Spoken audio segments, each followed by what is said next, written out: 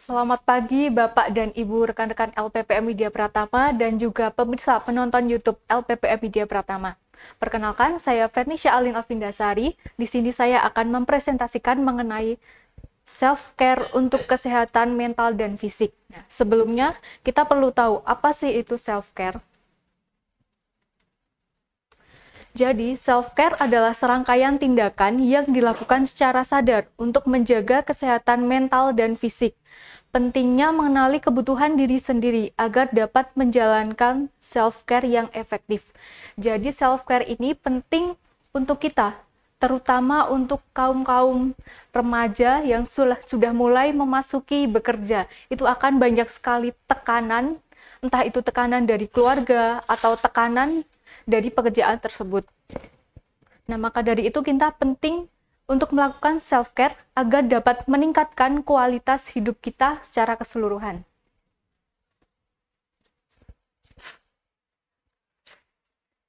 Kemudian, pentingnya self-care. Yang pertama yaitu untuk kesehatan mental, yang berguna untuk mencegah terjadinya stres, depresi, atau kecemasan secara berlebih. Dan yang kedua yaitu mencegah adanya burnout atau kondisi fisik, mental, dan juga emosional yang terjadi akibat stres yang berlebih dan berkepanjangan. Kemudian yang ketiga yaitu untuk menjaga kesejahteraan emosional. Kemudian yang kedua yaitu kesehatan fisik. Yang pertama, dapat membantu kita untuk menjaga kondisi tubuh agar tetap sehat dan bugar. Kemudian yang kedua yaitu dapat meningkatkan kualitas tidur kita dan istirahat kita. Kemudian yang ketiga yaitu dapat meningkatkan energi dalam tubuh kita. Kemudian selanjutnya adalah jenis-jenis self-care. Yang pertama yaitu jenis self-care fisik. Nah, pertama kita harus melakukan olahraga yang teratur. Nah, dalam seminggu minimal kita harus menyempatkan waktu untuk berolahraga. Apabila kita tidak dapat berolahraga di luar, maka kita dapat melakukan olahraga simpel di kehidupan sehari-hari di rumah. Contohnya saja senam yang dilakukan melalui instruktur dengan menggunakan YouTube. Atau kita dapat skipping atau olahraga ringan lainnya yang dapat kita lakukan di rumah. Kemudian yang kedua yaitu tidur yang cukup. Nah, tidur yang cukup itu dalam sehari adalah 8 jam. Kemudian yang ketiga yaitu pola makan yang sehat. Nah, usahakan pada saat kita makan mengandung karbohidrat, protein, dan juga vitamin-vitamin yang diperlukan oleh tubuh kita. Sebisa mungkin kita menghindari untuk makan yang mengandung bahan kimia dan juga pengawet, karena itu akan berdampak besar untuk kesehatan kita. Saat ini kita belum merasakan, tapi pada saat kita besok mengalami usia lanjut, kita baru akan merasakan kesehatan kita mulai menurun. Kemudian yang keempat yaitu perawatan diri. Nah, ini biasanya dilakukan oleh wanita-wanita, karena perawatan diri ini biasanya kita pergi ke salon untuk manicure, pedicure, kerimbat, pijat relaksasi, dan lain sebagainya. Kemudian yang kelima yaitu minum air yang cukup. Nah, dalam sehari ini kita minum air minimal 2 liter per harinya. Kemudian yang kedua yaitu mental. Pertama dapat dilakukan dengan cara meditasi. Meditasi ini untuk merelaksasi pikiran kita. Biasanya kita kaum wanita dapat melakukan relaksasi dengan cara duduk bersila dan mendengarkan musik serta memejamkan mata. Kemudian yang kedua yaitu mengekspresikan pikiran. Nah, ini bisa mengekspresikan pikiran ini bisa tergantung pada hobi atau kemampuan yang kita miliki. Semisal kita hobi melukis, kita dapat mengekspresikan pikiran kita melalui gambar lukisan. Kemudian kita semisal hobi untuk menulis, kita dapat membuat jurnal atau catatan diary untuk diri kita sendiri. Dan lain sebagainya. Itu bisa tergantung kepada hobi yang dimiliki oleh setiap orang. Kemudian yang ketiga yaitu mengatur waktu. Nah, di sini biasanya para pekerja itu sulit untuk mengatur waktu. Pada saat weekday, para pekerja ini sibuk untuk bekerja. Kemudian pada saat weekend atau hari libur, haruslah kita menyempatkan untuk melakukan self-care ini. Kemudian jenis self-care yang ketiga yaitu emosional. Yang pertama yaitu mengelola stres. Nah, kita tidak boleh untuk stres yang berkepanjangan. Jadi kita harus tetap menjaga stres tersebut dengan cara bisa bercerita kepada rekan atau mendengarkan musik dan mengungkapkan stres tersebut dalam kegiatan-kegiatan yang positif. Kemudian yang kedua yaitu batasan sehat. Kita harus menentukan batasan sehat kita terhadap orang lain. Sebagai contoh saja, kita jangan menjadi orang yang tidak enakan, walaupun pasti terkadang dalam hati itu tetap ada rasa tidak enak kepada orang lain. Usahakan selalu untuk mengatakan tidak pada sesuatu yang di luar kendali atau kemampuan yang kita miliki. Kemudian yang ketiga yaitu berkegiatan yang membawa bahagia. Nah, berkegiatan yang membawa bahagia itu kita dapat melakukannya dengan semisal jalan-jalan bersama teman, atau semisal kita mempunyai hobi untuk muncak gunung, kita dapat melakukannya itu. Kemudian hobi berenang, kita dapat berenang sesuai dengan hobi tersebut.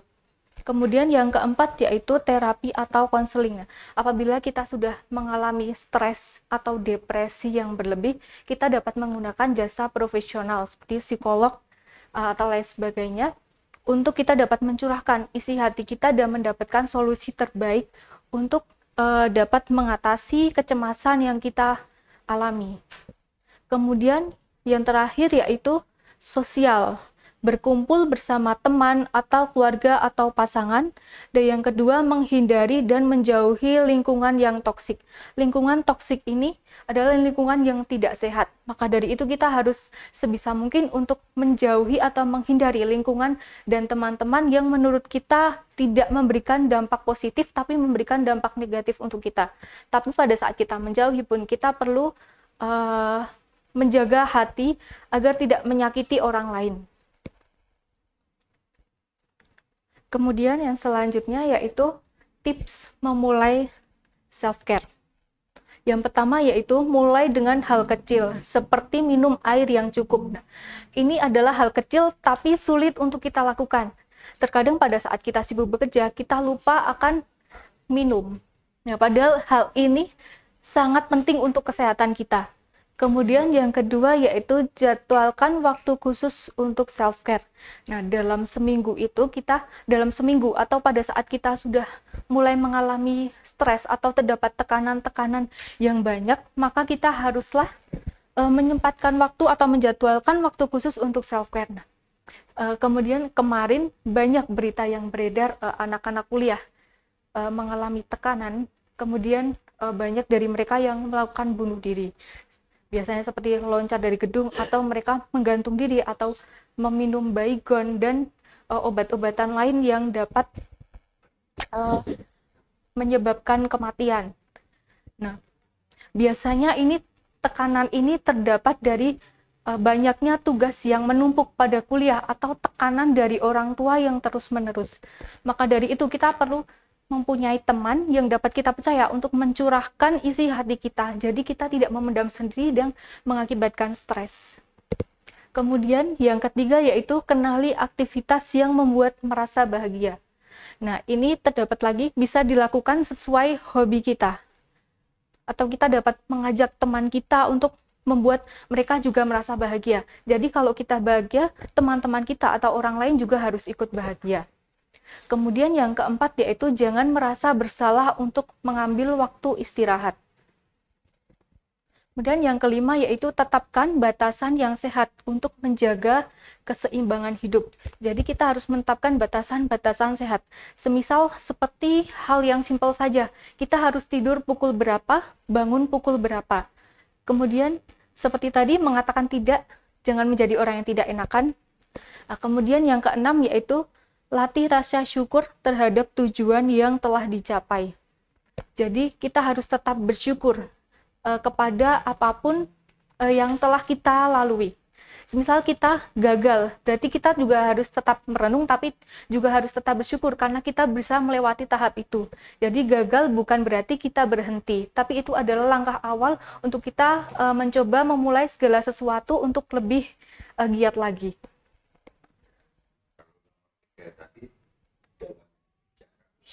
Kenali aktivitas yang membuat merasa bahagia. Ya, ya tetap bisa bahagia. Iya. Semua rentang umur itu tetap harus kita merasakan bahagia, karena bahagia itu juga akan mempengaruhi kepada kesehatan fisik. Ya, iya, Pak. Kemudian yang selanjutnya yaitu tantangan dalam self-care. Yang pertama yaitu kesibukan. Sulitnya mencari waktu untuk kita melakukan self-care ini. Jadi sebisa mungkin untuk kita meluangkan waktu minimal setengah hari dalam sehari pada saat kita berlibur untuk merenungkan serta mengekspresikan apa yang ada dalam diri kita. Kemudian kesibukan ini juga misal pada saat kita bekerja, kita tetap ada waktu untuk beristirahat, jeda untuk kita merefresh pikiran kita. Jadi itu adalah waktu kita di sela-sela kesibukan tersebut. Kemudian yang kedua yaitu rasa bersalah. Nah, ini biasanya kita lebih sering merasa egois karena kita lebih mengutamakan diri kita sendiri daripada untuk melakukan kegiatan yang lainnya. Jadi janganlah selalu merasa bersalah karena self-care ini juga penting untuk kesehatan diri kita sendiri. Kemudian yang ketiga yaitu kurangnya dukungan. Nah, banyak dari kita awam terhadap apa sih itu self-care. Jadi kita juga dapat mengedukasi kepada orang-orang yang belum tahu apa sih itu self-care, pentingnya self-care itu apa. Nah, jadi kita bisa membagikan kepada orang-orang yang awam tersebut agar dapat melakukan self-care tersebut. Jadi kita bisa membantu orang lain untuk dapat mencegah adanya kecemasan, stres, dan juga depresi. Nah, kemudian kesimpulannya yaitu self-care adalah kebutuhan bukan kemewahan. Kemudian yang kedua, dengan self-care dapat memberikan yang terbaik bagi orang sekitar. Kemudian yang ketiga, mulailah dari langkah kecil dan konsisten.